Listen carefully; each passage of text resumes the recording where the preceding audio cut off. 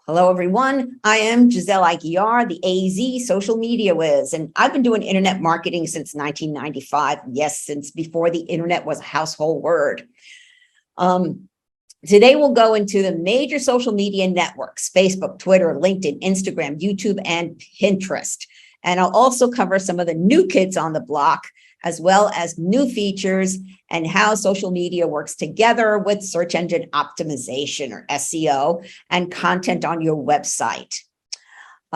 So basically what everybody wants when they start a business is you want to be found when someone is searching for what you have to offer. Okay, so you can do paid marketing, paid advertising, or organic, which means non-paid. Okay, so paid advertising. So these are some of your options. Google Ads, which is pay-per-click. Okay, the way pay-per-click works is that you set your budget, and then you select your target audience, which is really great because you can pinpoint specific targets with specific messages. Each time someone clicks on your ad, the per click price is deducted from your budget. Now that price will vary with where you're advertising, how much competition there is for your keywords and audience, how popular the topic is or the industry is. So it really depends. And you can, I really don't do pay-per-click advertising. Now social media also offers pay-per-click advertising. That's how the networks make money. And you can also advertise on sites that your target frequents. For instance, if you want to reach moms, there are hundreds of mom bloggers out there with huge following so that you can advertise, and they offer advertising on their websites. So that's another option you have, plus other online magazines and publications that are specific to your target audience. And then there's organic, which is basically not paid, anything that's not paid out there. So you've got content marketing, which could be blogs, videos, podcasts, images, and then search engine optimization, or SEO. And I did an SEO webinar a few weeks ago. So I'll be sending you the link in the email. So in case you missed that one, you can check out, because that one goes into a lot of details on search engine optimization. And then, of course, actively posting on social media. And email marketing is still, very important into the whole marketing mix, the digital marketing mix. So Google still owns search.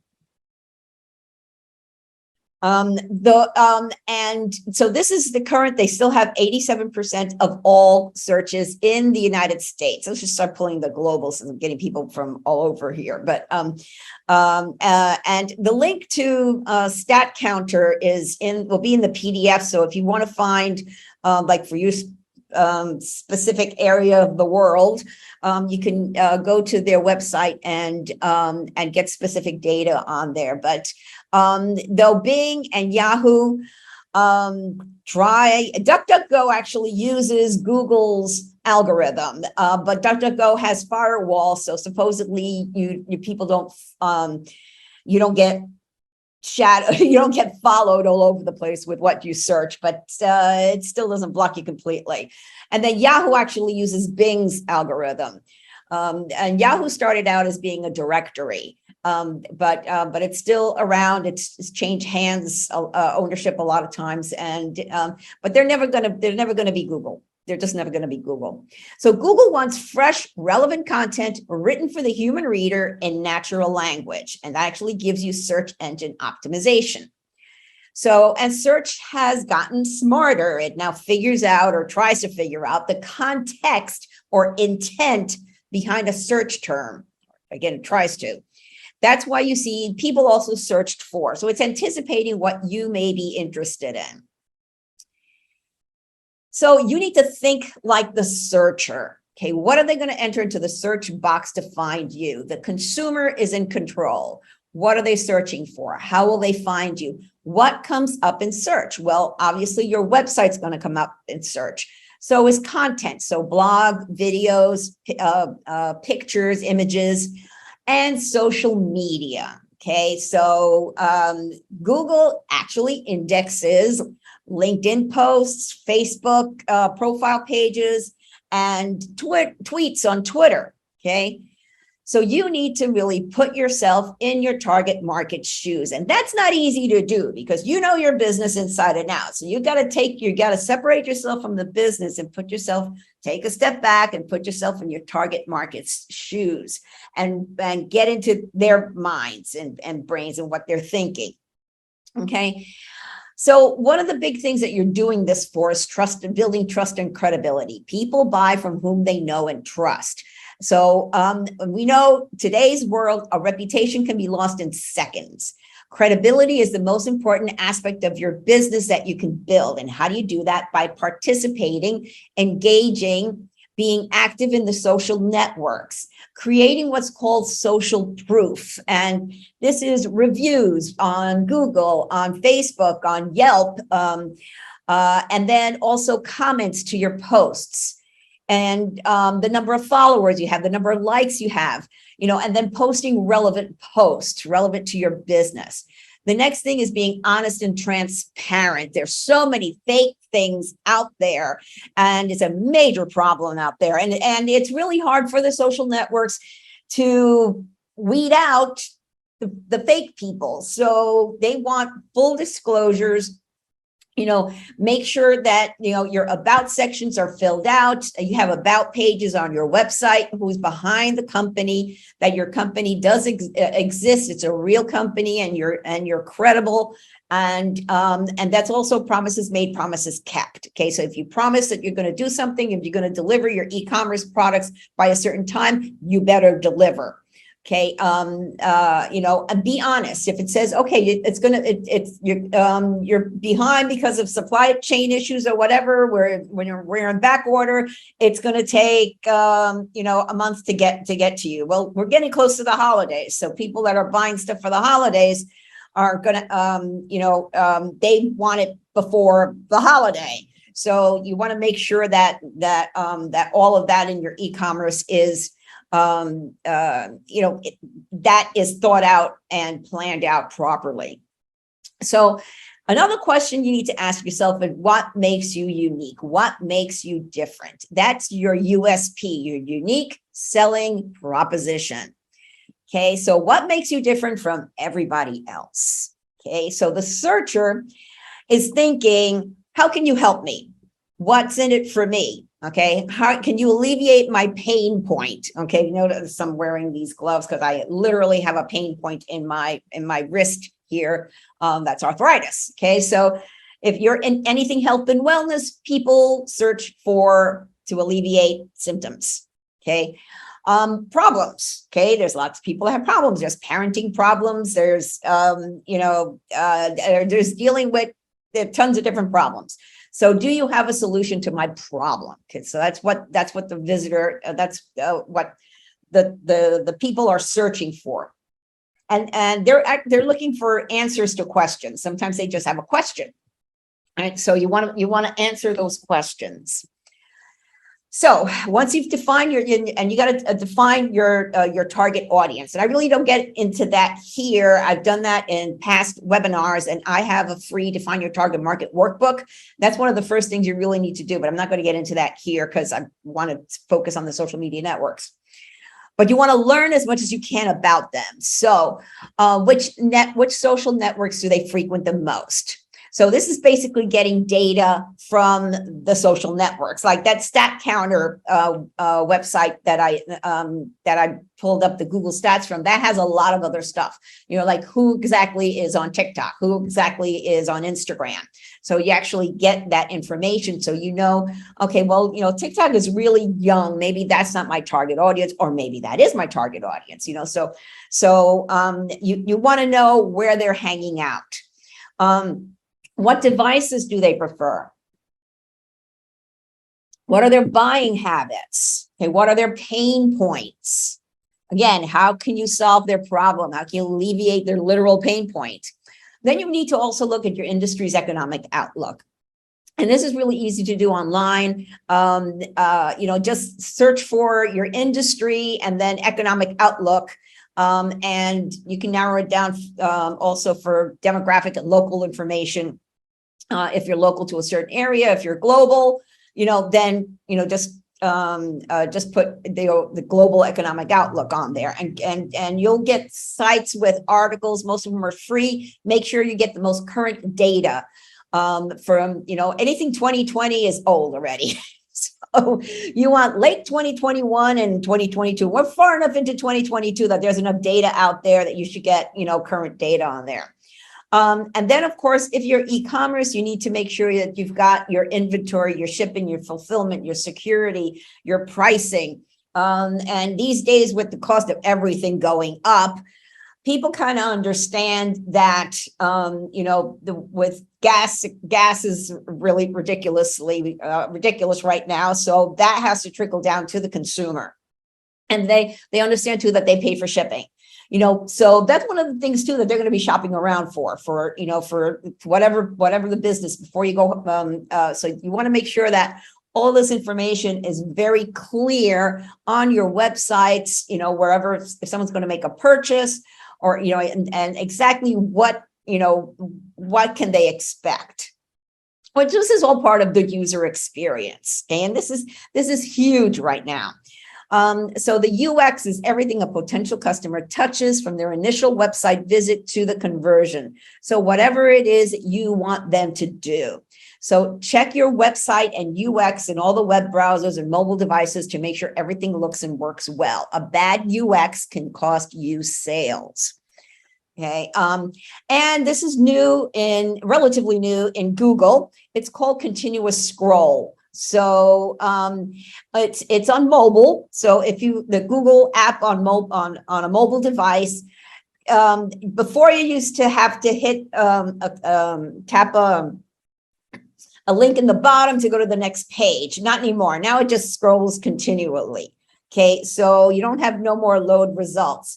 And this is still rolling out on desktop. I still haven't seen it yet. So I don't know when this is going to be on desktop. But the thing is you can't say, well, I'm on, page 4 of Google results. Well, no, now you got to count where you are to the top.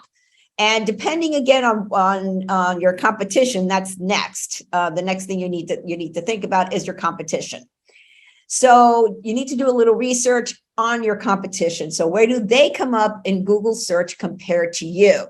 So you want to search on Google, and you want to see if you're in health and wellness, if somebody is Googling any symptom, WebMD is going to come up first because they have an agreement with Google. It doesn't show up as paid advertising, but they are there, right? So you're never gonna get above WebMD. So you want to come in right underneath it for whatever the symptoms are that your product or service can alleviate, okay, or answer to the question on the symptom.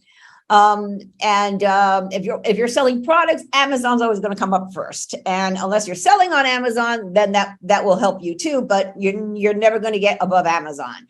So you want to see who is in, let's say WebMD has the top 2 organic or non-paid slots. So you want to see who is right underneath them. And then who's about 4 or 5 slots underneath them, and take a look at their websites. What are they posting? Do they have a blog? How often are they blogging? What are they doing? How many followers do they have on social media? How often are they posting to social media? Whatever they're doing, you need to do more of it and better. So as you're putting out content and you're being active on social media, it takes a little sweat equity at first, okay? But you're going to slowly put yourself up higher and bump other people down. Okay, that's what you're trying to do here. That's the strategy. That's the ultimate goal, is to get yourself up higher in the Google search results page. So how does it all work together? So this is kind of like a formula or a recipe for success. So it starts with content, your blog, videos, podcast, or gallery, providing the fresh material Google is looking for. You want to become a content magnet. People are not going to follow you on social media if you're not putting out good content. So and that's it. So you promote the content in the social media networks. And so that helps people draw people back to your website. So if you do a blog article or and you share it on Facebook, you share it on Twitter, share it on LinkedIn, and so then the idea is to get people back over to your website. So, and on your website, you're going to have your call to action, whatever it is you want them to do. Do you want them to download a free ebook? Do you want them to watch a free webinar? Do you want them, to join email lists? That's like that. You don't want that. So, what are they going to get? Are they going to get money saving tips every month? Okay, they need to get something. Okay, so join now. What am I getting when I join? Okay, what am I getting? I'm getting something. I'm getting a discount. Okay, I get free shipping on my first order. Whatever it is. So you capture their name and email address at least, and then put them into some sort of marketing automation, what they call a drip campaign. Okay, so here's where those buttons, those calls to action, they're going to convert the visitor into a lead or a sale. Okay. Now, obviously, e-commerce, you want somebody to buy right away, right? So grab it now, download it now, get it now. It's available now. Only 2 left, or whatever. Whatever you do to that sense of urgency in there.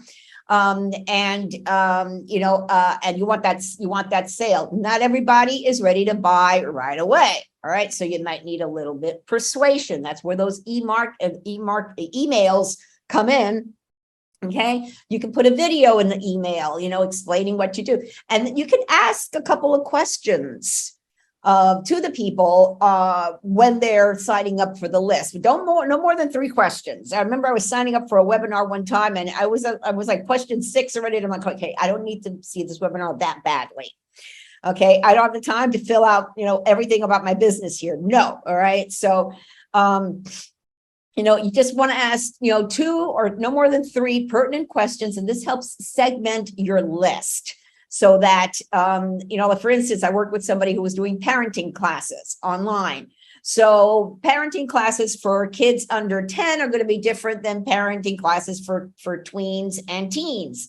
So they needed to make sure they knew how many kids the parent had, and the ages, so that they could properly market specific classes to them that they would actually, buy. All right, so let's go into the major networks. Okay, so each of the social networks has its own culture and audience, and we'll dig deeper into each of them, but this is a quick overview. So Twitter is like the sports car. It's fast, it's newsy, it's life in 280 characters or less. LinkedIn is the luxury sedan, professional, classy, no fooling around. So you may think it's more B2B, and it is, but LinkedIn users are sophisticated consumers. Okay, Pinterest is the minivan. Okay, about I think it's 65 or 70% women, and half of them have kids. Then YouTube and Instagram are like the convertible. They're media channels to get exposure. People who drive convertibles are hip and want to be seen. And then Facebook is the crossover. So it's about 60% business to consumer and 40% business to business. Okay. Then you've got the new kids on the block. Okay. These came into being. They've been around for a while, but they really just grew after around the 2020 United States elections. Okay, so what was happening is Twitter, Facebook, Pinterest, YouTube, they were all blocking all the conservative voices. So they would say it's misinformation, and people were like, well, who decides if it's misinformation? So many people just started their own social media networks. Okay, so Parler and Getter are both similar to Twitter. They all of these tout free speech. So both the liberals and the conservatives are both on there now. They could both speak and not be censored or shadow banned. So they, it's like shadow banning was, you have like 5,000 followers on Facebook and your Facebook business page, for instance, and you post something and only like 10 people see it. Okay, so it's like they're reducing your reach, or they take down posts. They say that it's misinformation or whatever. So all of these tout free speech. So Parler and Getter are similar to Twitter, but you're not limited to 280 characters. Parler gives you 1,000 characters. Getter gives you 777. Why that number? I don't know. Rumble is the free speech equivalent to YouTube. And the problem is that YouTube has been around for so long. It's the second largest search engine. It's owned by Google. So if you haven't had any problems on YouTube, or you don't foresee having any problems, then, stay on YouTube, but it wouldn't hurt to set up a channel on Rumble and upload videos there too.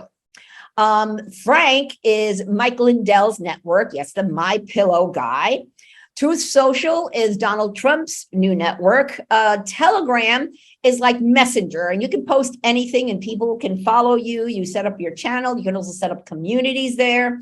And so people can comment, and you can, a lot of people are using that as a news channel, kind of like a replacement for Twitter.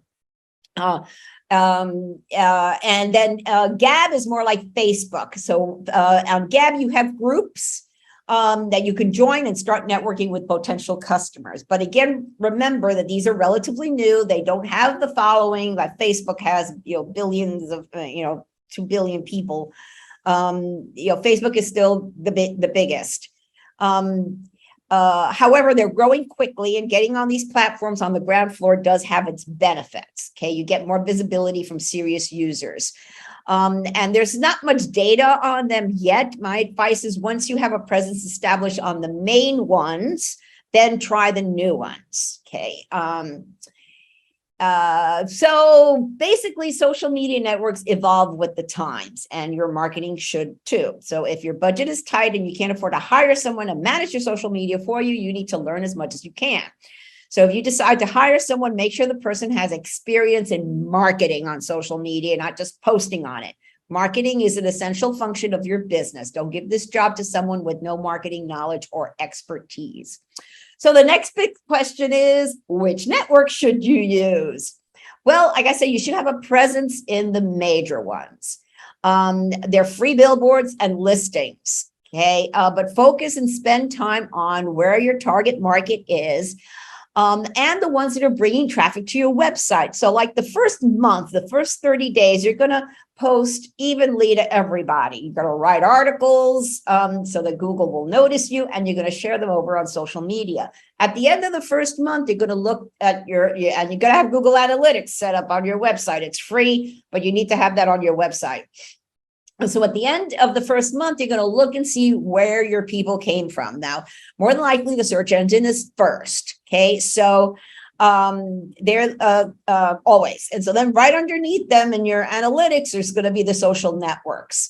For instance, when I started my business, the first 6 months, I was doing exactly that. And then I looked at my analytics and I saw that LinkedIn was my main place. It was higher up than Facebook was. So I'm thinking, okay, I better go onto LinkedIn and make sure my profile is all cleaned up, that I'm posting there regularly, and that I'm connecting with more people there, because obviously that one's working more than Facebook is, because I'm more B2B, which that makes sense. So for B2C, Facebook, Instagram, and Pinterest. Twitter and LinkedIn should be secondary. LinkedIn adds credibility, and their users are consumers too. Like I said, they're sophisticated consumers. For B2B, absolutely LinkedIn and Twitter, and then Facebook as secondary. And Facebook basically only if you're going to be doing paid advertising, and for B2B, it's really, Facebook is really hard to do. And then same thing with Pinterest and Instagram. And since Instagram is 100% visual videos, it takes a lot of work to do these. So again, unless you're going to do paid advertising, I wouldn't bother with Facebook, Pinterest, Instagram, and Snapchat. until you've definitely mastered LinkedIn and Twitter if you're B2B. Okay, so this is how it all works together. Okay, so the W in the middle is WordPress. So WordPress has over 64% of the content management systems market. That's the CMS market. So the little orange square is an RSS feed. That's really simple syndication. That's how people subscribe to your blog. So they can subscribe via email, or they can subscribe in a reader, like I like Feedly, Feedly. In the PDF, you're going to get, in the last slide, there's a list of a lot of the time-saving tools that I use. So, they're, most of them are free to a point, but you can get a lot done with the free versions of these things. So when you write your blog post, you share it to the social networks, and there are ways to automate this. It's another tool that I use called Deliver It. Okay, encourage comments. Put excerpts in your monthly e-newsletter with a link back to the blog and website to read more. You don't want to put the whole article in your email message. You want to get people going back to your website. The more times they go back to your website, the more likely they're going to do something. Okay, then you're going to talk to your target market. You're going to talk to your target customers, and then reach them in groups. There's groups on LinkedIn, there's groups on Facebook, on Gab. MeWe is another one of the new ones. You can check it. Gab is a little better than MeWe. You can try it if you want to, but I didn't even mention it. And then Google, of course, will index it in the search engines. So what are you going to blog about? Okay, well, blog about what you know. Simple, blog about your industry. At least 3 times a week. The more traffic you'll drive to your website, the better your SEO will be, your search engine optimization. So talk about trends, industry news, repurpose old articles. I worked with a guy a few years ago that he had a lot of articles in PDFs. Well, PDFs are okay, and you can click on a link and it'll open up in your website, but they really don't help you with SEO. So it's better to just copy all the text on the PDF and then paste it into your blog, and then format it specifically for SEO, which you can't really do that on PDFs. So your article should be about 300 words, but as long as it needs to be to explain something, educate the potential customer, or tell a story. So you want to be informative, offer useful information. Be entertaining, have fun, tell stories. Make up stories, make up hypothetical situations, frequently asked questions. Every business has frequently asked questions. Even for copper and toner stuff, can I use recycled, repurposed ink cartridge toners? Okay, so that's a question people have. Don't let this happen to you as a hypothetical situation. And of course, then reviews. You can review products, like you can review different printers, review a new printer that's come out, review copy, the copier fat and mixed together all-purpose machines that are out there, should you buy inkjet or should you buy laser? So answer those questions. You can review products. I have a friend that she and her husband have a video marketing business, and they do videography, and they're really, really super talented. She reviews all types of products, everything from microphones to green screens to video cameras. I mean, everything, lighting, and she reviews everything. And she's got them all on her YouTube channel, and she does one a week, but then, that is what they do. So it doesn't take her forever to do it. That's the only thing. Then there's also lists, 10 ways to save money, with office expenses, or 10 ways to, or the 5 best things, blah, blah, blah, whatever, that kind of thing. Lists are always fun, fun to do, and they grab people's attention. All right, so let's go through them. So Facebook is the largest social network with over 2 billion users. Over 1 billion active users log on daily.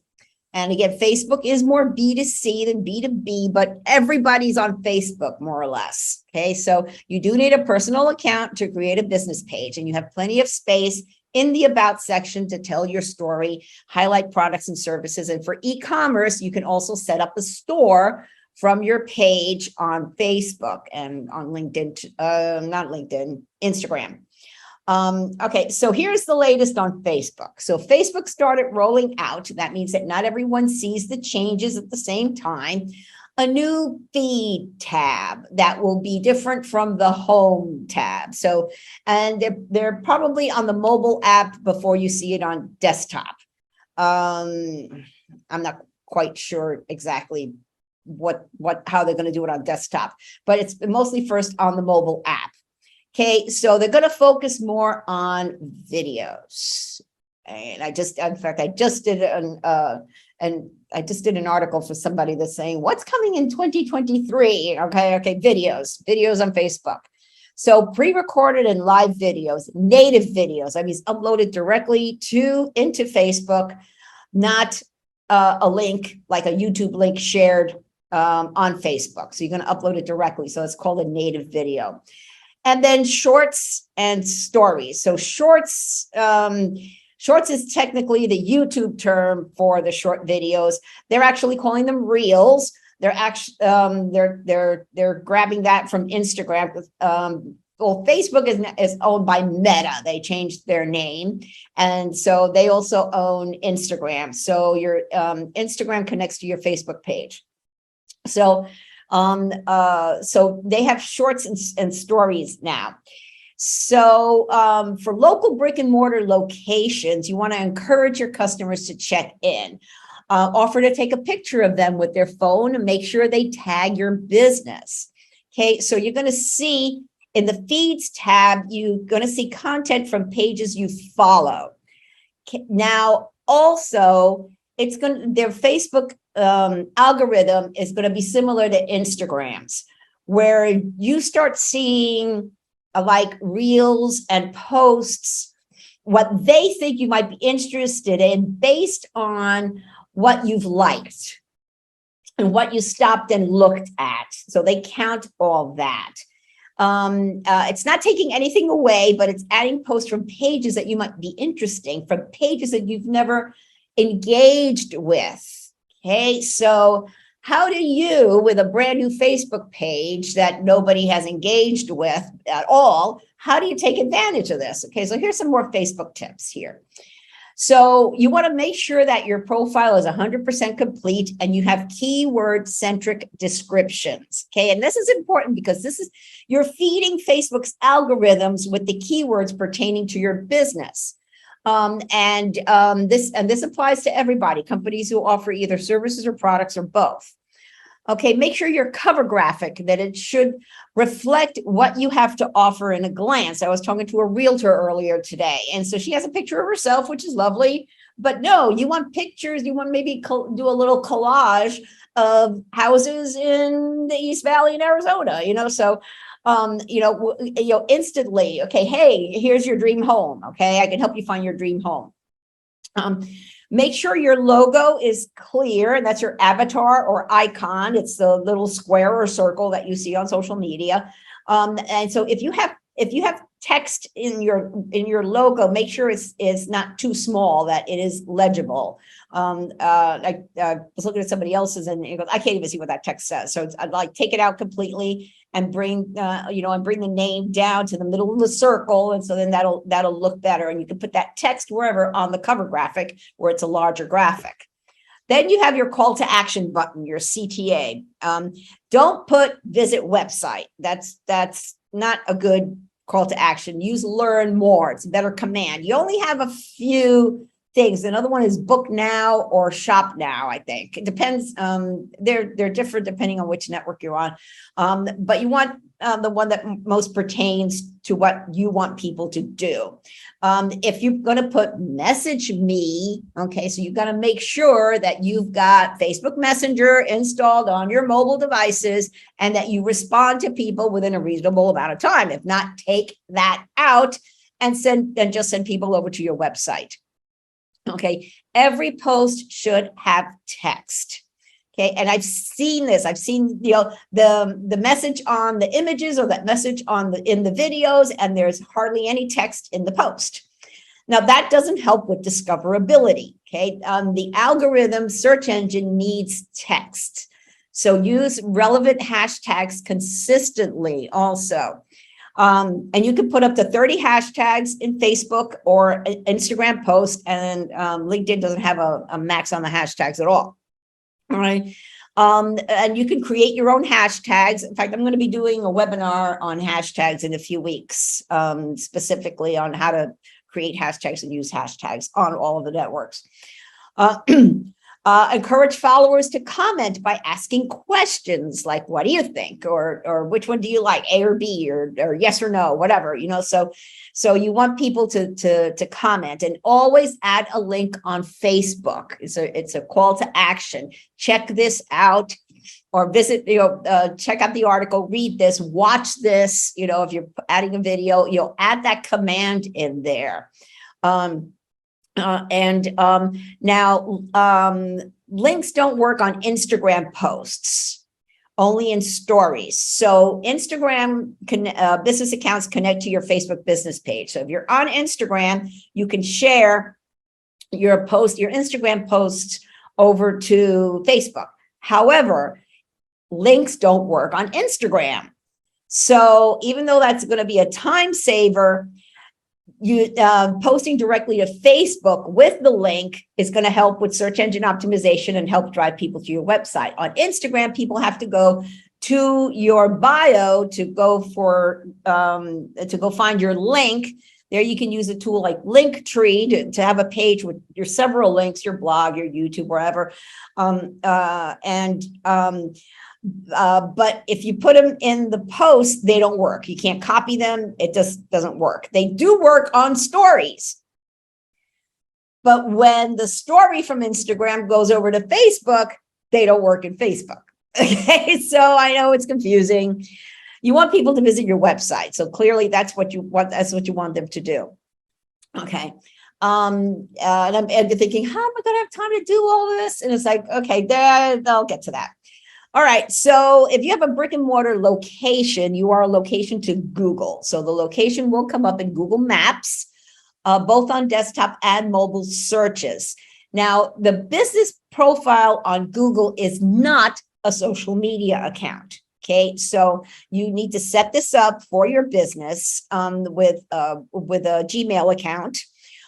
Your business would need to be verified local, even if you're not a brick and mortar, even if you're e-commerce, and you need a business profile. If you don't want people showing up at your house, okay, you can select do not show my location. Okay, but you still do need to set up a Google business page profile. Okay.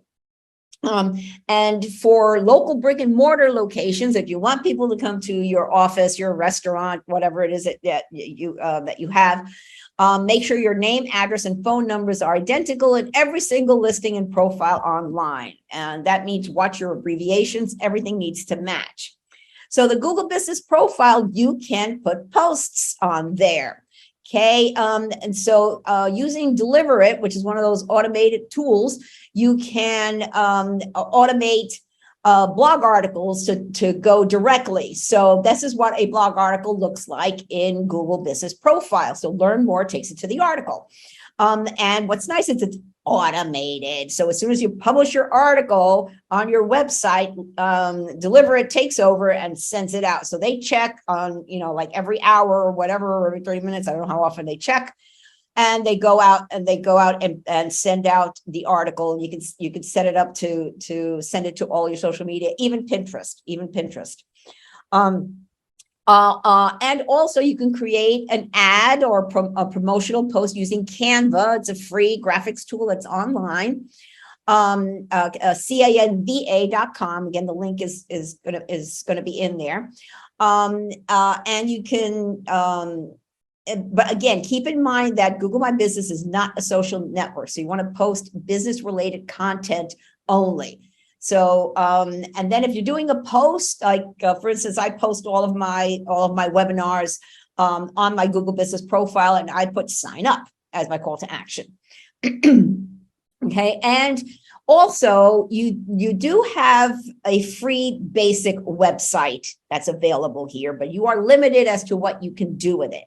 But it's a good place to start, and it can also serve as a quick landing page when you want to promote a special offer. It's not the greatest, but for free temporary websites, you can't go wrong. You do want to make plans to graduate from it as your business grows, and so will your website needs. All right, let's go over to LinkedIn. It is the largest professional network with over 800 million members in over 200 countries. Since no one was doing live networking events back in 2020 because of the pandemic, everybody flocked over to LinkedIn. So this is the place to network, build credibility, become known as an expert in your field. Now, LinkedIn has two aspects: the white pages, which are individual listing. It's your personal profile, your resume, your expertise. And then the yellow pages are the company listings. Okay, so in your personal one, you want a professional looking headshot, and you want your profile, 100% complete. And you want to post not just your things, but also industry related articles to your personal profile, and you want to interact with people with your personal profile. You can join groups as yourself, not as your company. Okay, and you can use hashtags too. People follow hashtags on LinkedIn just like they do on Instagram. And this is the LinkedIn company profile. Okay, so you can't have a company name or logo as a personal profile because you won't come up when people are searching for companies. Okay, so you have a personal is you as an employee of your company, and then your company, and this helps give you more credibility too. And this is another free billboard, and it's another backlink to your website. And you could also, and you put your keywords in here, and there's a lot of places to put keywords. And I recently did webinars on both LinkedIn personal profiles and the business pages. So you can, they're on my website, and they're also in my YouTube channel. Okay. Now, LinkedIn feature. Now, this is a nice thing. It helps with SEO. And it's in your personal profile. So you can add a link to a video, a blog post, a web page, upload a PDF or a slideshow, and it provides extra exposure and credibility. Now, LinkedIn has a limit, I believe, of 20 or 30 minutes when you want to upload videos directly. I was trying to upload my webinar, and it said it's too long. So I was like, okay, so I just put a link to it. And then you have LinkedIn events. So if you hold webinars, if you hold seminars or some sort of events somewhere, open houses or whatever, you can put these on LinkedIn. You can set them up on your individual profile or your company page, and you can invite people who are connected to you, and you can share the event on your news feed as well as your company page. And again, use those hashtags in there, with the topics of the event, and people can respond and share it also. Now, you can do a video chat on LinkedIn in the mobile app. At this time, you can start a chat with a user, tap on the video icon at the top, and create a video meeting, or you can schedule one. You can create a meeting or schedule a meeting for later. Okay, so this is another feature. See, what happened was Microsoft, who owns LinkedIn, they saw that more people were using the app, for networking. So they said, well, let's see what features we can make it better. So that's basically why they added all these features, and they're constantly adding more features. All the networks are. Okay, Twitter. So if you want to know what people are talking about right now, you go to Twitter. It's like a never-ending news ticker. Tweets come up in Google searches based on keywords. So if you want exposure and SEO, you need to tweet daily. And yes, tweets are indexed by Google.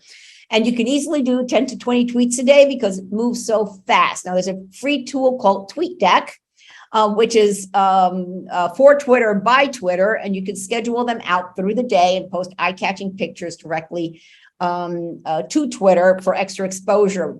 Do not share images from Instagram to Twitter because all it shows on Twitter is a link. The image does not show, and you want that image to show on there. So I have a video on how to use TweetDeck, and I will be doing a Twitter webinar. I'm waiting to see what happens with Elon Musk. The latest is that he is going to go through with purchasing Twitter. So I want to wait to see what changes he makes. So that's why I'm just hanging out and waiting on Twitter. All right. So this is a promo tweet that I did for one of my clients. It's pinned to the top, which that's something you could do on Facebook and on LinkedIn in your business pages. So if you've got a special promotion, and what this does is it sticks it to the top of your page. So as they scroll down to see what you've posted, that's the first thing on top. Now, if you're promoting an event, don't be like me and forget to take it down after the event.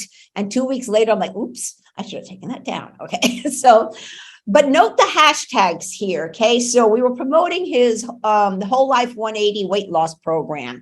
And he also wanted to reach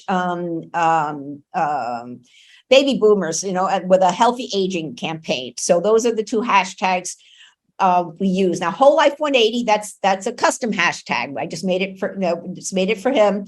I mean, somebody else has a Whole Life 180 program. It's going to come up too. I mean, you can't copyright hashtags. Coca-Cola tried to do that, and they said, nope, you can't.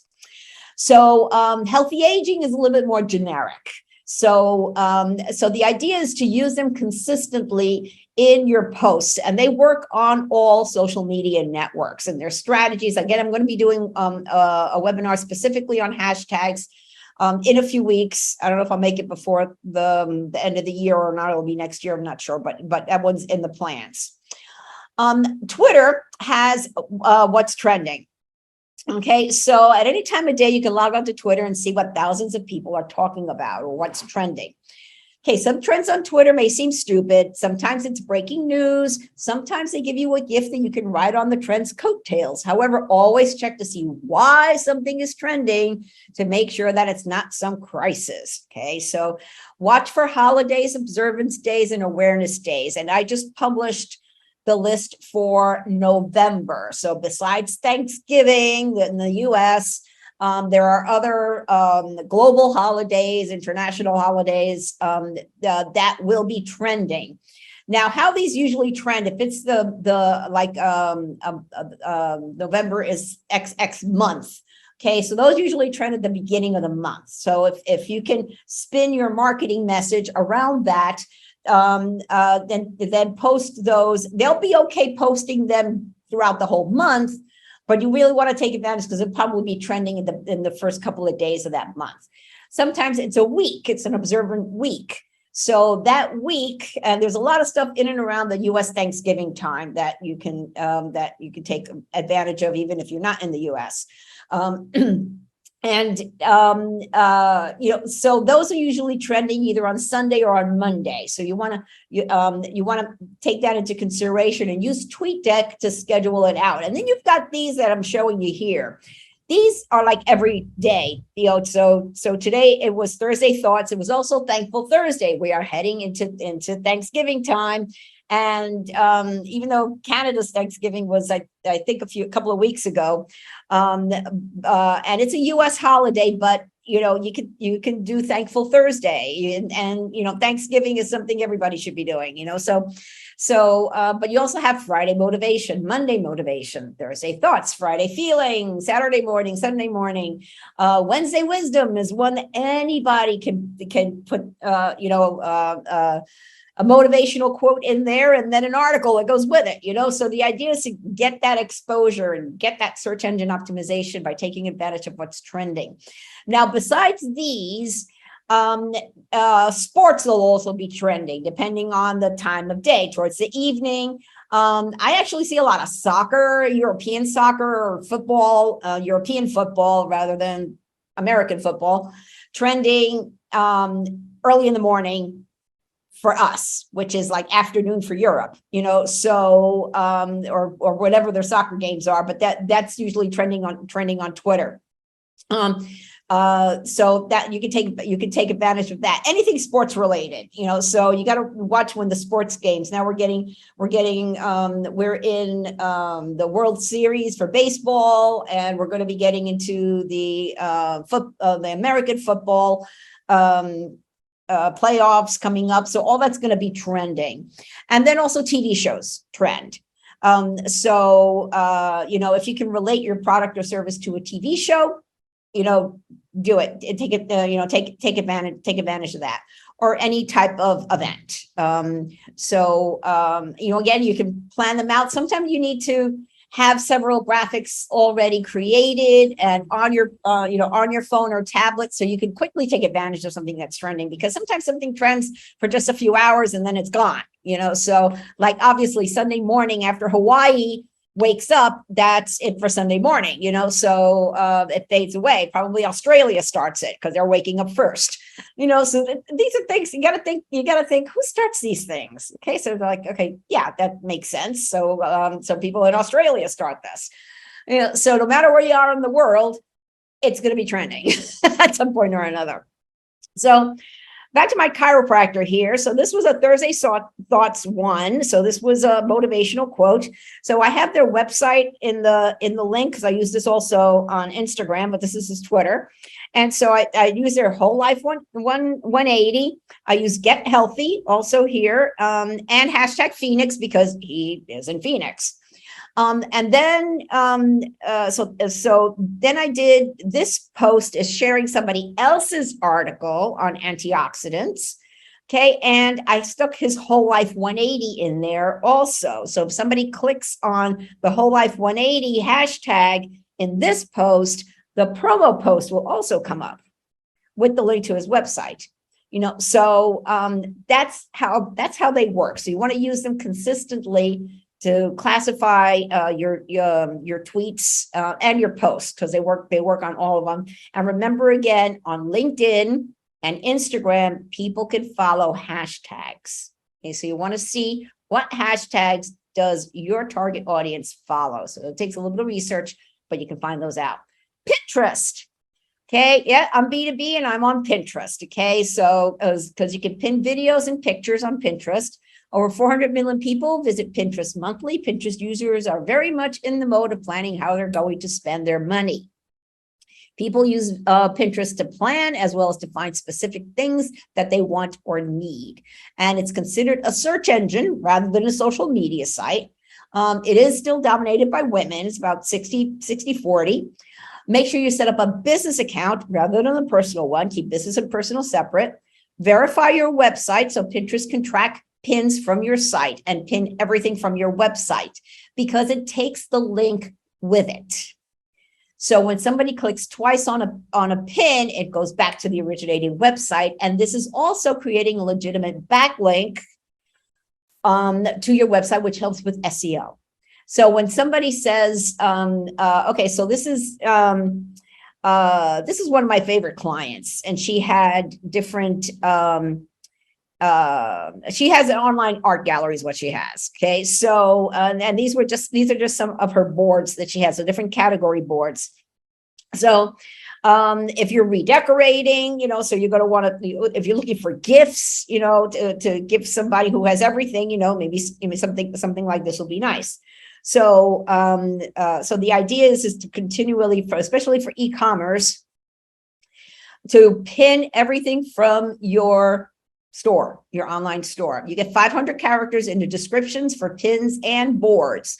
So use the space, enhance descriptions with keywords and hashtags. Okay. And it's very, and again, it helps tremendously with SEO. And Pinterest, again, is more like YouTube rather than Facebook. So ranking factors relate to engagement. So repins, shares, comments, keywords. Tall images are preferred, but not necessary. Use eye-catching colors, keyword-centric titles on boards and pin descriptions. And you can showcase your best pins. Okay, we're heading into the gift-giving season. So You want to make sure that if you've got gifts, that you've categorized them with the word gifts in there. So their algorithm.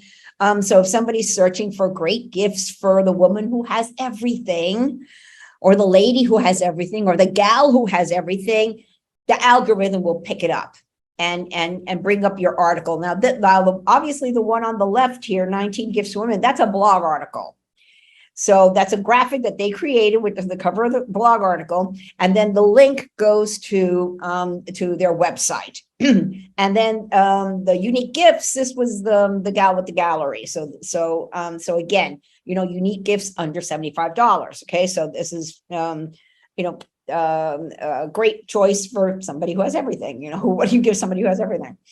All right, Instagram. So Instagram, again, is it's not owned by Facebook. It's owned by Meta now, which also owns Facebook, but it's like 95% mobile. Captions, you have 2,200 characters. So you have more space here than you do basically anywhere else in your posts. You can only use 30 hashtags. Business accounts connect to your Facebook business page. Okay, links don't work in posts, so don't add them. And I explained that already. It is more B2C than B2B, but there are B2B businesses on there too, mostly in paid advertising. That's usually how I see it in paid advertising. For the main feed and stories, now this is how the algorithm works. Now I'm doing a webinar for, I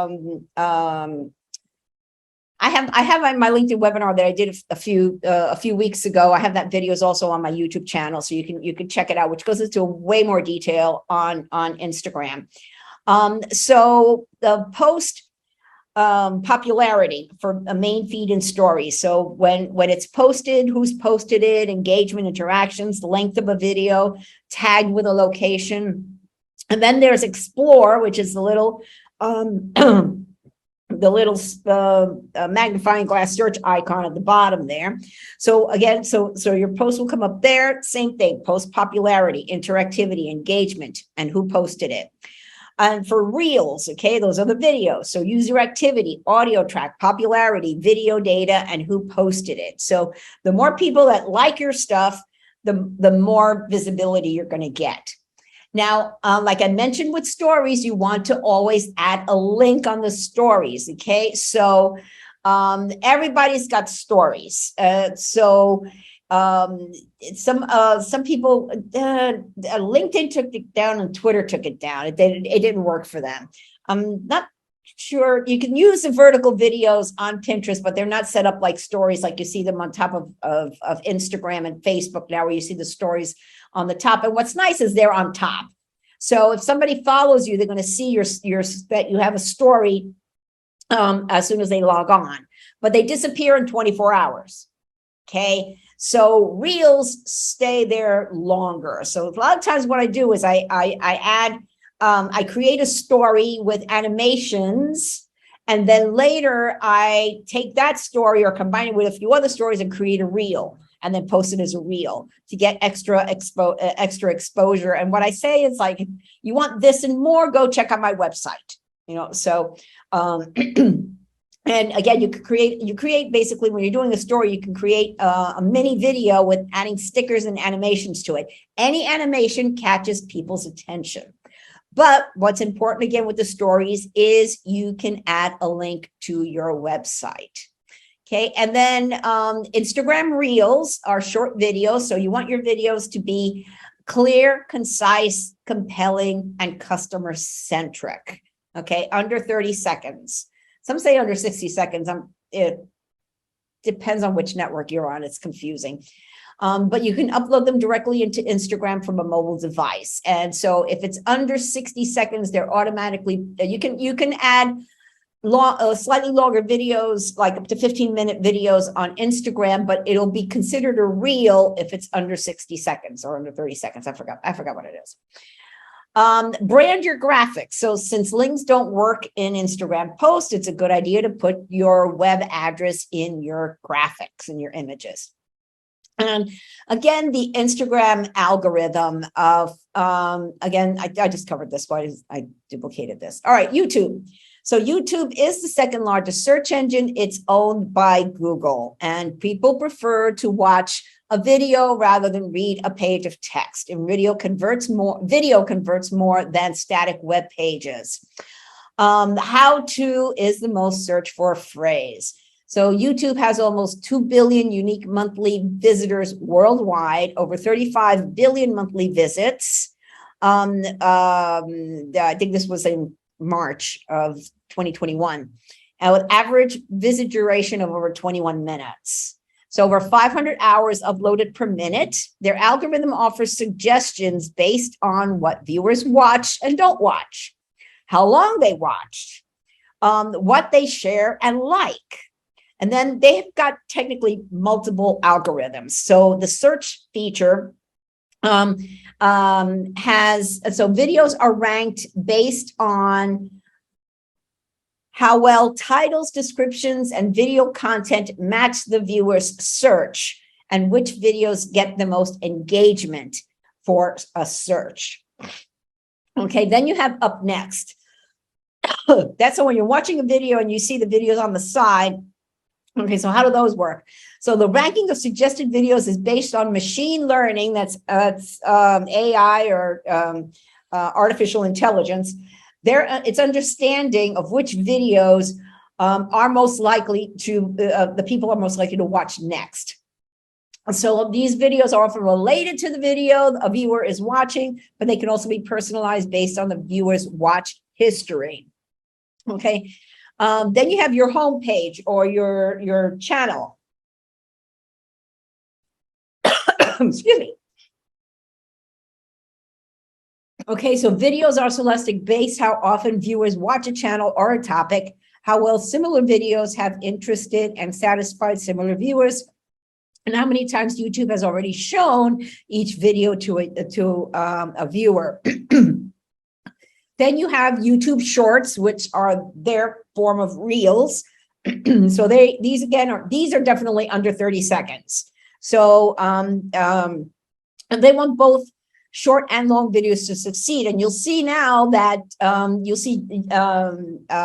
when you're in like the home page of YouTube, and you'll see what YouTube is suggesting that you might be interested in, you're going to see the short videos are all going to be vertical videos there. And a lot of people are using them, so you're going to see them. And then again, the most searched for term is how to do something. And I do have a YouTube webinar. It's scheduled for December, so I'll go more in depth on YouTube. But basically, you got to do videos, lots of videos. Videos and any animations are more eye-catching than still photographs or graphics. Storytelling. Explain your benefit in the first 15 seconds. Okay, you got to catch up the viewer's attention and keep it. Again, eye-catching graphics, nostalgia and comfort. Customer testimonials, okay, user-generated content. Okay, so whatever it is that you're selling, like I worked with a gal who did craft jars. So one of the things I told her to do is in her thank you email, say, please take a picture or a video of your finished creation and share it on Instagram. Tag our business. Here's our username, and use this hashtag. And, that's something anybody can do. And just user-generated content is gold. You can't pay enough to get this. So it's your happy camper customer taking a picture of the box they just received or whatever, and saying, oh, this is fantastic. It's so easy to use, and this is wonderful. And they're posting it to their accounts so all their friends see it, but tagging your business, so, and again, upload them everywhere. Have fun. Not all videos need to be professionally done. Use your phone or tablet to record impromptu, casual videos with greetings and messages. And there's also live broadcasting, and that's a whole other thing. I'll probably touch into that when I do the YouTube video. Animated GIFs. Okay, this is what a client of mine did, and he created this on Canva. So so you can create animations for free. Oh my, I'm losing my voice here. And then, of course, there's live broadcasting. So should you broadcast? The question is, will this help reach your audience? Well, it helps if you already have a social media following. Check your analytics and insights to see when your following is most likely to be on a network. And you might have at first a lot of hit or miss tries. Promote your live broadcast ahead of time. We're going to be live at this time. If you have an email list, promote it to them. A live Q&A session with an expert usually attracts people with questions in your industry. And your live session records so you can use it on your other networks. Save it and use it. Plan ahead on what you're going to cover. Be prepared for participant questions that may take you off topic. So strategize what you'll say. You may want to do a script on an intro or a short presentation, then open it up for questions. And again, I'm going to be doing a video marketing webinar coming up.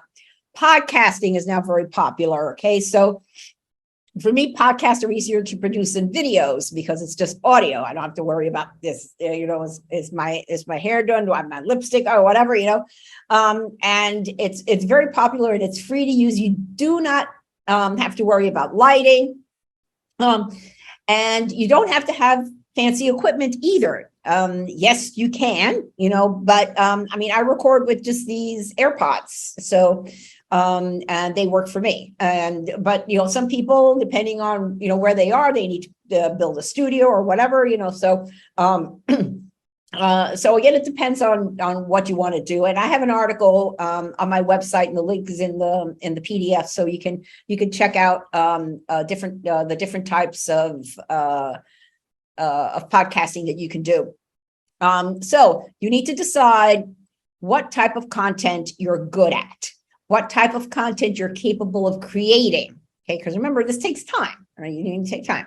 So blogging, you need to be a decent writer, okay? Now, there's a lot of free writing classes available online, so you can check them out. In the U.S., a lot of the public libraries offer writing classes, so check them out.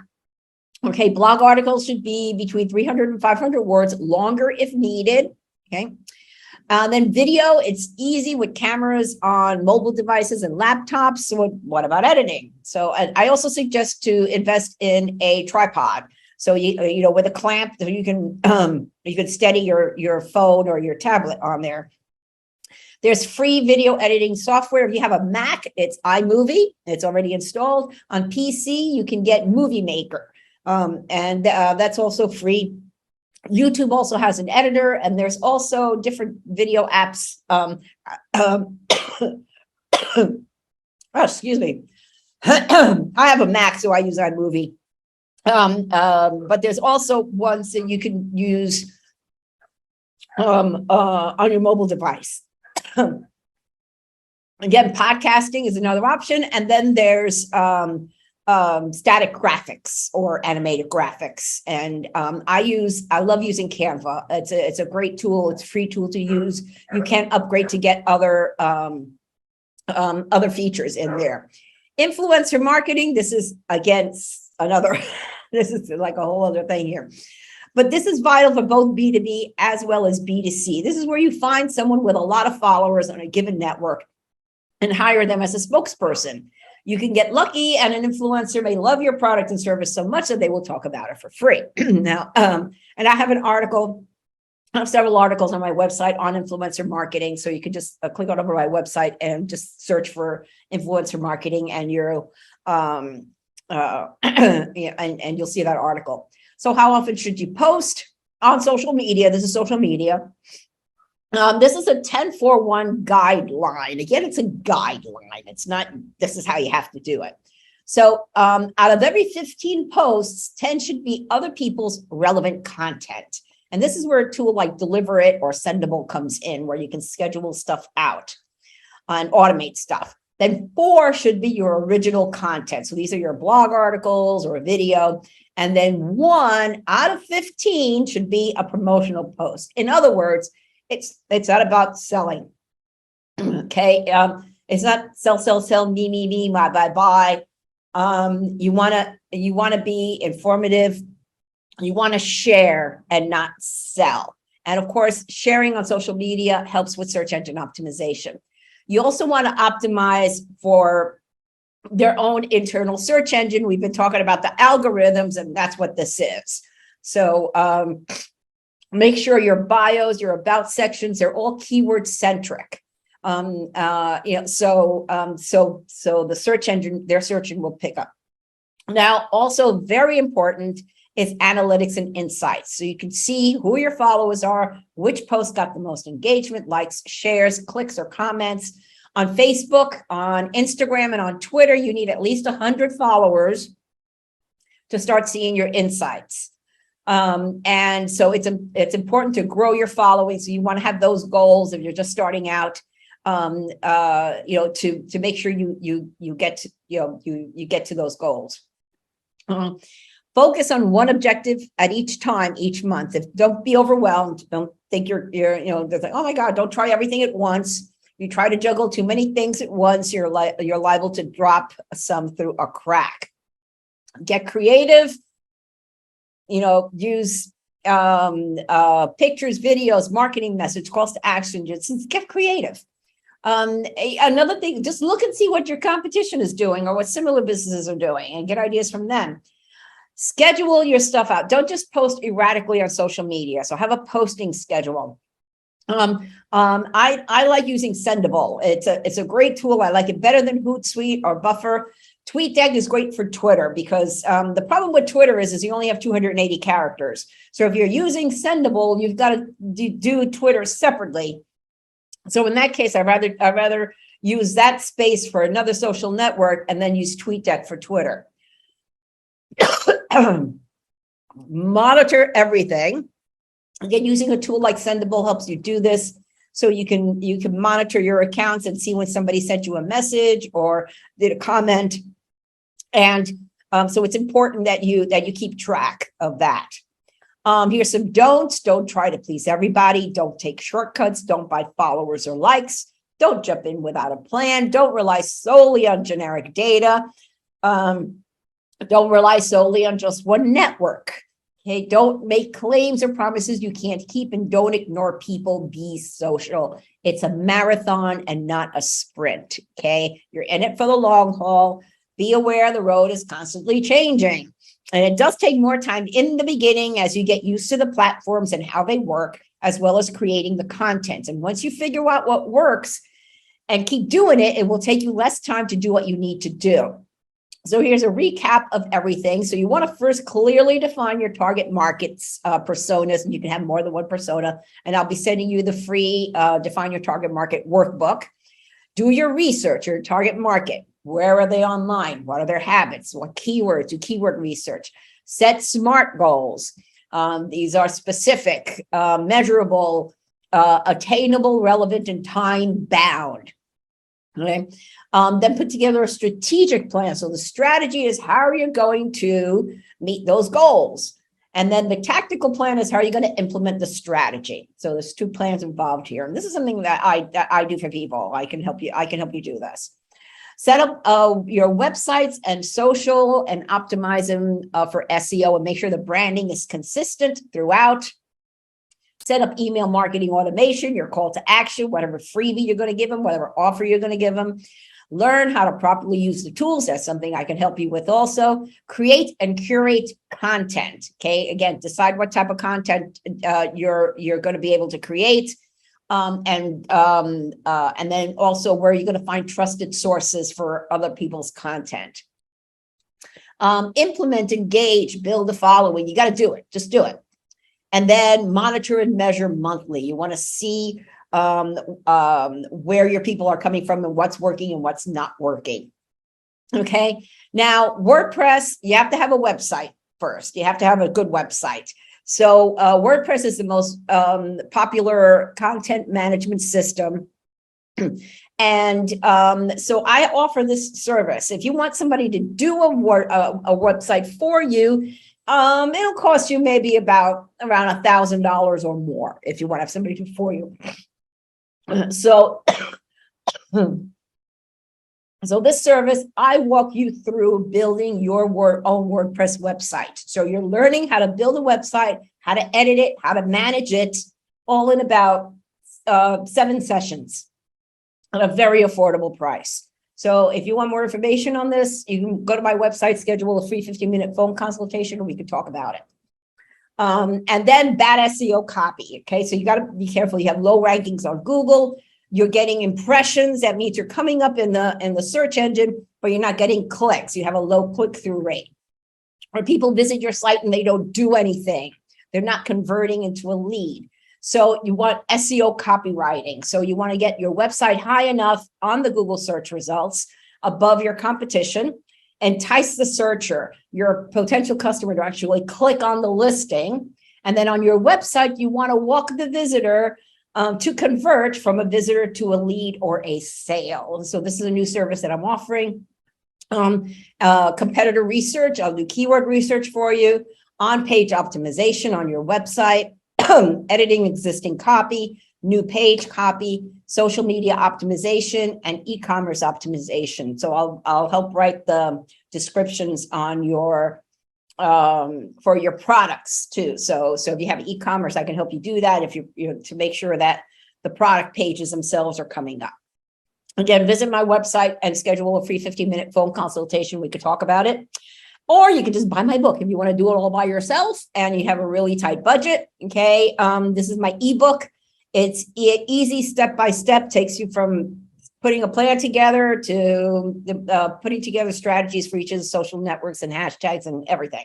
So it is on Amazon Kindle. So you can either get the Kindle app for a mobile device or your computer, or if you have the Kindle device, it's available there.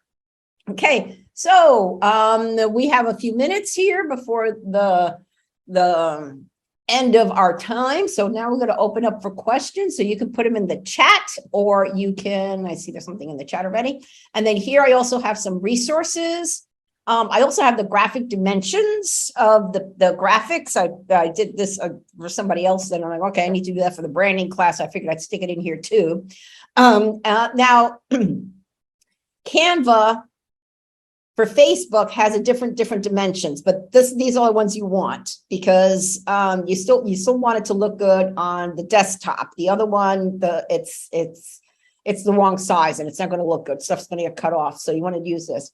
And so I've got also a Zoom virtual background. You want to use that, and so it's got all the dimensions. So if you're on Canva and they don't have the exact size in their templates, you can create a blank graphic with a custom size in whatever these are that you need. And then this, I talked about the time-saving tools. So this is Deliverate is here, Sendable, TweetDeck, and also Canva. And a few of my favorite SEO plugins are here. Okay, we are done. I'm gonna stop sharing my screen. Okay, and no, I have a LinkedIn video, I have a separate Instagram video. They're all separate. Because they're so yeah. So they're on my YouTube channel.